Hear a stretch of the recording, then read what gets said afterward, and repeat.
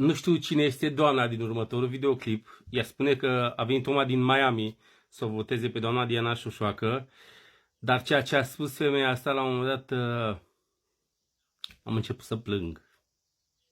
Ascultați și voi, pentru că o să postez acest clip cu doamna asta, femeia asta care o să vorbească și o susține pe doamna Diana și o să postez și pe YouTube. Vreau ca ceea ce a spus femeia asta prin gura ei și ceea ce spune jandarmilor să răsune în toată România. Iisus să vă binecuvânteze, vă las să vizualizați. Ce s-ar fi întâmplat? Era condamnat și nu mai era în poliție, vă spun. Vă urmăresc de 4-5 ani din Miami, și am văzut cum a dat în dumneavoastră, nu e posibil. Am plecat de acasă, din cartier Floreasca, să vin să v-am votat, uitați-vă, doamnă. Nu e posibil, sunteți o luptătoare și nimeni nu vă susține. Uitați-vă, doamna Șoșoacă. Uitați-vă că v-am votat. Am venit din Miami special. Bine că a decedat mama, da, v-am votat la toate 5 ani. Dacă întreb din 100 de oameni, 90 au votat cu SOS România. Bă, cred, ăsta a fost, da, deci ne-au furat de nu se poate, deci ne-au furat. Deci dacă o să luăm toate voturile, 90% sunt SOS România. Toată țara asta a votat cu SOS România și diaspora, din frustrare, din ce vreți dumneavoastră, nu mai suportă nimeni jigodiile astea. Română și consulatul din Miami se fură, doamna Șoșoacă. Se fură. Au făcut pentru PNL și PSD, da. Deci nu știu politica de aici, dar vă urmăresc zi de zi. Știu, mi-au zis că au furat ca în Codru. Cum e posibil când diaspora înjură pe PSD, PNL, noi și să spui că ai tu cele mai multe? Și să câștige. Cum e posibil să iasă ordinarul la general, primarul general, doamnă? Cine, Nicușor Dan? Da. Păi Nicușor Dan. Am stat în frig și fără apă caldă, nu nimic.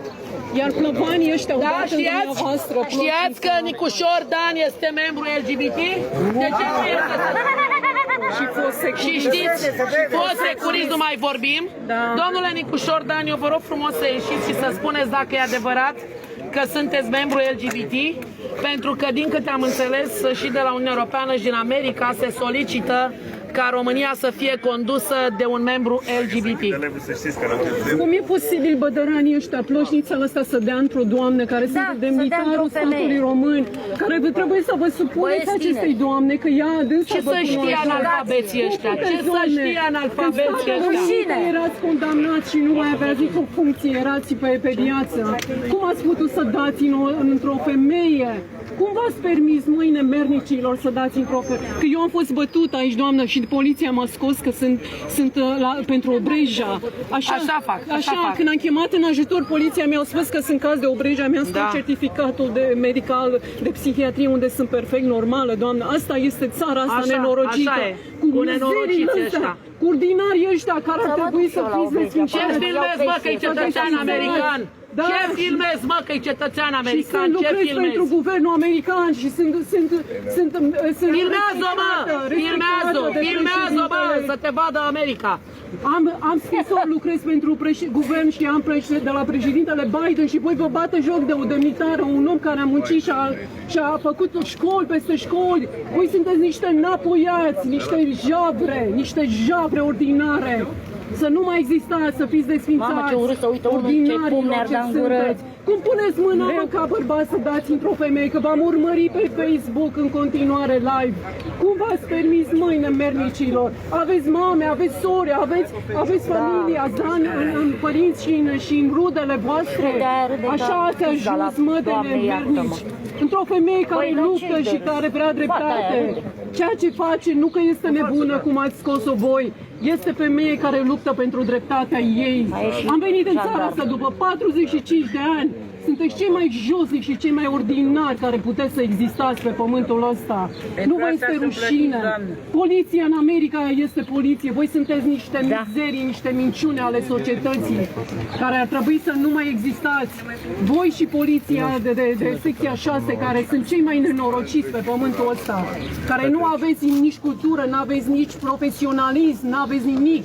Sunteți bai de mama lor. Știți de ce sunt plătiți polițiștii?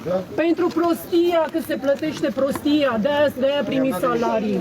Sunteți josnici și nemernici. În loc să apărați o doamnă care și o întreagă lume aici, ați apărat criminalii. Criminalii care au venit și au furat și încărcau sacii. În America nu există, în Statele Unite, așa ceva. Nu există asemenea lucruri să vină și să încarce saci. Niște plujnițe bădărani, niște ordinari care nu mai se fură Și așa să București e facă plin de criminal. plojnițe. Nu Undeva mai în plus. rușină deplorabilor. În loc să faceți dreptate, i-ați arătat doamnei Șoșoacă când i-ați legitimat și ați luat datele lor? Ați arătat ceva? N-ați arătat nimic pentru că nu ați făcut. Acel individ acolo care se uită în jos, ești un nemernic și ești un lipsit de orice bun simț și de creatură omenească. Ai venit să ții la doamna Șoșoacă și ați împins-o și ați... Sunt martoră și am văzut pe video. Am plecat din cartier Floreasca să vin special aici. Nu este posibil așa ceva. Am trăit, am 56 de ani și trăiesc în Statele Unite de când eram copil. Dar nu am văzut atâta josnicie și mizerie pe care voi ați dat dovadă. Voi nu sunteți instituție care reprezintă statul. Voi sunteți niște deplorabili, niște plujnițe, fără pic de bun simț și cultură. Voi nu aveți școala care a învățat-o și care și-a rost coatele pe băncile și în instituțiile și în facultățile. Voi nu aveți, știți ce sunteți voi? Niște indivizi cu 8 clase care ați ales poliția că e cel mai ușor job pe care puteți să-l luați. Că altceva nu sunteți capabili în viață. Și să bateți oamenii și să amenințați. Dacă ești bărbat, dai într-un bărbat, nu dai într-o femeie. Nu faci lucrurile astea. De ce te crezi maciument, ești puternic, ai un fucking uniformă, de ce? De ce? Că scrie jandarmerie pe tine și ești deplorabil și îți permiți să dai într-o femeie care nu ți-a făcut nimic, care își cere drepturile și care întreaga lume de aici nu vrea decât de... Cere să se respecte legea în țara asta. Nu e voie Să se respecte legea pe care voi o călcați în picioare, jabele. Nu e rușine că meritați să... De-aia mi-am dat din instituția asta infectă. Condamnați toți ăștia care ați făcut circ aici și care ați dat într-o femeie. Știi ce înseamnă, mă, să dai într-o femeie în Statele Unite? Da. 25 de ani închisoare că ai dat într-o femeie. Ați abuzat. Voi trebuie pe viață să mergeți la închisoare. Pe viață să rămâneți acolo, să nu mai cunoașteți, să vedeți ziua de mâine.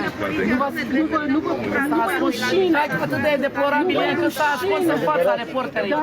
Atât de decurajat. Atât de cucetărițe și la mine, mă.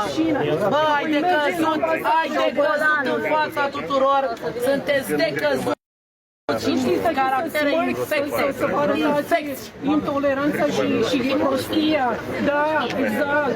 Și că sunteți aroganți. Aroganța nu o să vă ducă nicăieri. Sunteți niște ultimile spusuri ale societății. Toți ăștia care vă uitați așa în detai de joc. Și cu acei criminali care au furat salcii și au făcut ce au făcut. O să fac, o să merg la ambasada americană și o să arăt, să vadă. Și o să cer și la prezidentul Biden să ceară să intervină pentru ceea ce faceți voi și pentru că faceți măgării și atacați femei, să vadă situația în România, să se vadă așa ceva. Că Iohannis cu panorama aia de femei a venit și și-au făcut de râs țara. Deci o panoramă